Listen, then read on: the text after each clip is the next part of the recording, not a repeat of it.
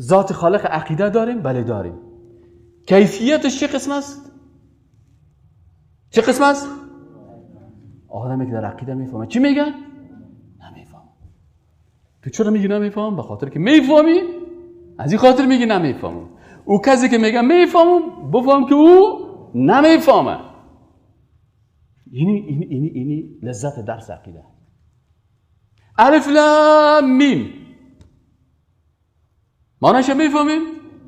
علما میگه نمیفهمیم. کل مفسرین قرآن برین ببینن الف لام میم کلش میگه الله اعلم بمراده. کلان پروفیسور دکتری که 6 تا دکترا دارن، یا دکتر ما دیگه جوان بودیم، یا دکتر ما معنی الف لام میم؟ برام میگه یا ابنی الله اعلم بمراده. حالا تو 6 تا دکترا در شریعت داری. میگه من 6 تا دکترا دارم که نمیفهمم.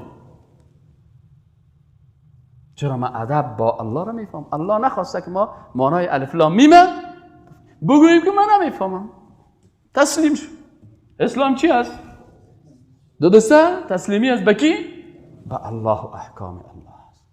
پس در کیفیت ذات الله، در کیفیت صفات الله، ید الله، وجه الله، نزول الله، صعود، این چیزایی که کلش میای و جاء ربک والملک صفا صفا، در آمدن الله در کل اشیا که است چی ادب مراعات میکنیم؟ میگیم آنچه که در قرآن آمده ایمان داریم، لکن کیفیتش نمیفهمیم.